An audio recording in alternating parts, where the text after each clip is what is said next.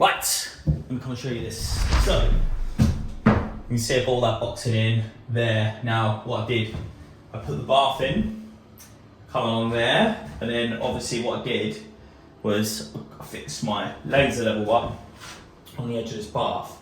And that way, I know that this stud wall that I've built here is exactly square. It's like absolutely bang on, which it is. So, got that in there. I've set this all up, got these all fixed in, as you can see. A bit of power grab bond around there, about the little bits and just where the ceiling was at, just gives it that, keeps it go off solid.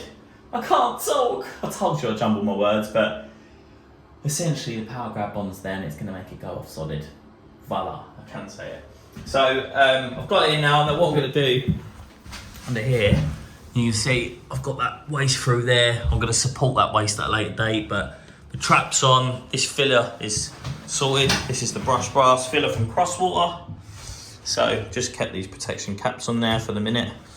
You have to use this. Normally I try and do like a huge feed to this, but I'm gonna come off that.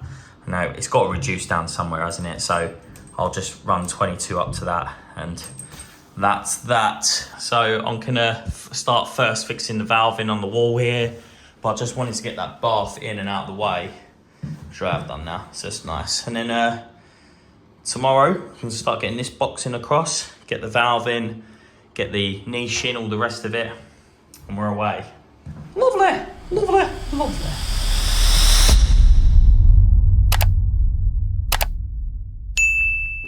I thought I'd better show you this. This is Crosswater's concealed universal back box, if you like, for their shower valves. So, cracking idea. I love all the manufacturers that do this. This essentially will go in the wall, and any future problems, you know, if it gets blocked up or the valve stops working, you don't have to disturb any of the tiles. You can just take the valve out, put a new one back in.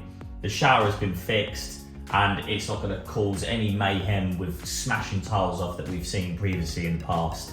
I'm sure a lot of plumbers understand that when a concealed shower valve in the wall goes wrong, it's one of the most annoying jobs ever.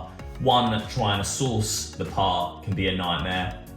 And yeah, two, if you need to change the whole valve off, you've got to cut all the tiles out. It's grief. No one likes it. So I personally don't fit any more valves now in the wall unless it's a universal concealed box like this one. So what the video is all about though with these Crosswater valves is you need to plumb them in perfectly. And I know that sounds obvious, but I've received so many questions, so many on DMs and stuff online where people upon second fix have discovered that actually they didn't read the book and have got themselves into a bit of bother. So I'm going to show you this in the book. When you first open all your valves ready for first fix that the customer supplied to you, there's a few things you need to do. So firstly, in this valve, my valve's going to be going in up there. Ideally, I would have loved it on this side because they've got a shower screen here, a bath screen, sorry, to turn the valve on here. That would have been fantastic without getting their arm wet. But Crosswater do want, and is good practice, for you to fit the valve. Let me just find it here. 250 millimeters above the top of the bath. And look, minimum installation height to prevent backflow. So that's what they're after. So we've got this exact system here. That's what that is. So I can't fit it on that side because of the window, so it's going on this side. So that's what we've got there. Now, the most important thing here is obviously, look, this is your hot pipe going in, your cold pipe going in, and then you have 3 outlets on this box, okay? Now, what outlet goes to where is the important thing. So in this situation, we've got the bath filler. So basically, when you turn the valve on the wall, the water is going to go through here and it's going to fill up on the underside here. So it's basically a posh tap. There's no bath taps here because one of the specs here is that they wanted to lay down on either side of the bath. So that's going to be there. That's going to be the bath filler. And then we've got 2 heads. We've got a big shower head at the top, and then a smaller shower head, which is good for either washing around your body or washing around the bath, or obviously some girls like having a shower without washing their hair. That's for that one there.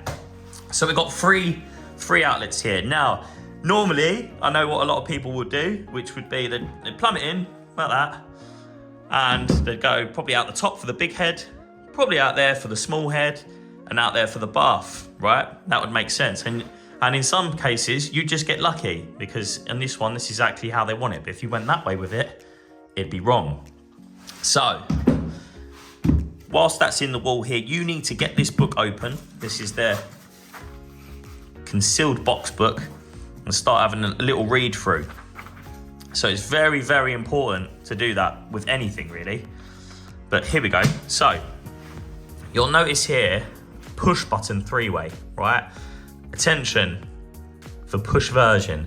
You need to, if you've got this push button system here, you need to be plumbing in this in correctly. You see this here, look? You see how they change sides? The little head's on 3 now and you cap 2 off. So you need to work this out. So it's saying here, look, this is no good. If you do your big head out of that one and that one, just to suit your first fix, that's not gonna work. And that's essentially because when you start second fixing this, you'll get your valves out, your valve will go in like that, you'll put your valve in. Some of these have little symbols on them. So it might have like bath, big head, little head, and it will go right, it won't line up. You'll be turning it to the bath and the bloody big head will come on and you'll go, oh my God.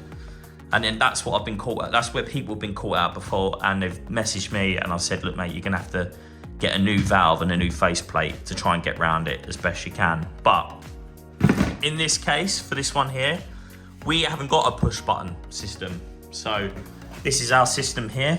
It's got a brush plus like this, and this is all other versions. So that's only push version. So if we flew, now make note of this. So this is for the push version here. Big head, little head, bath, okay?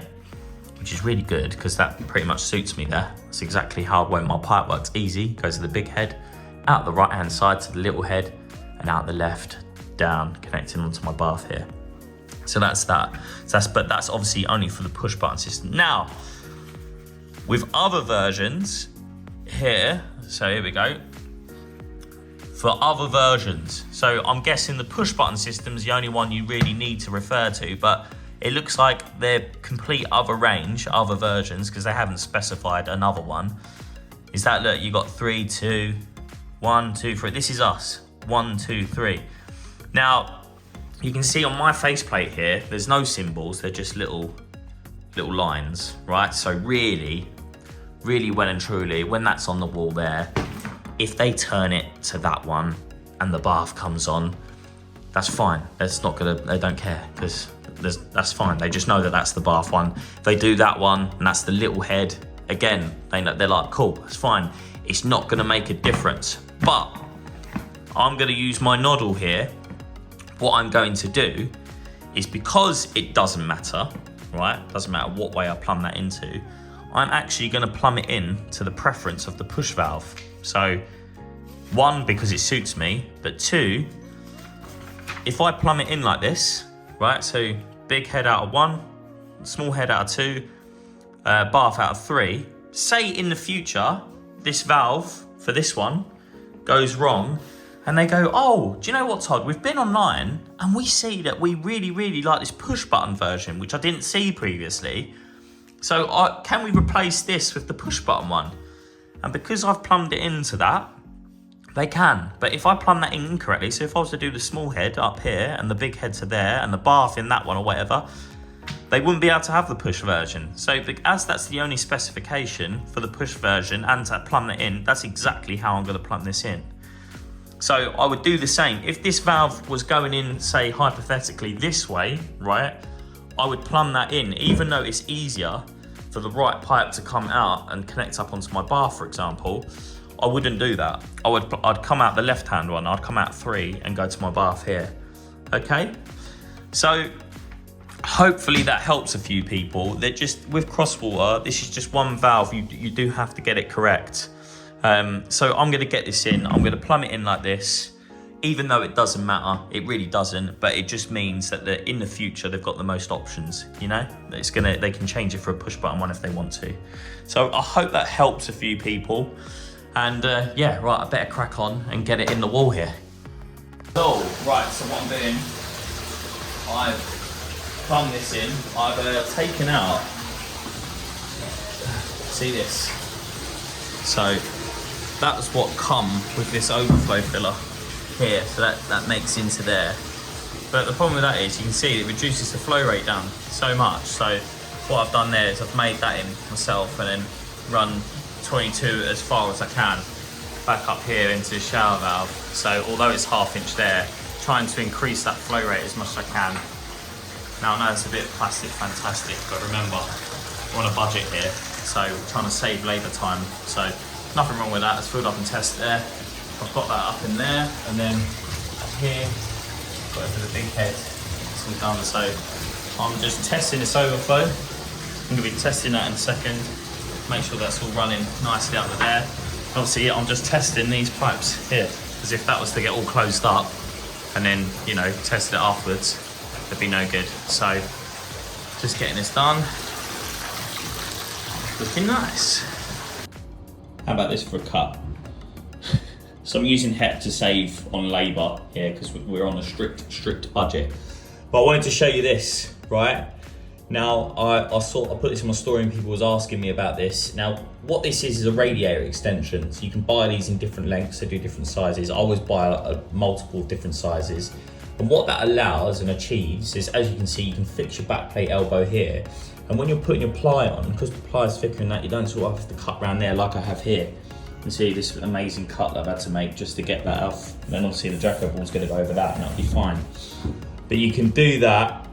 This is how I do it. And then there's another rad extension in there. And obviously you can just make that in like that. Sorry. Like so. Make that in there, test that. That allows that to undo, and then you can just take that off with your pump pliers afterwards. And you see, look, I've got a different one there. So that was slightly longer, it's an old one, it doesn't matter. But like I say, what that allows for then is when you're drilling your plier, you can just cut your hole around there and it goes straight back. Nice and easy. And we're done. It's the first fix on a budget.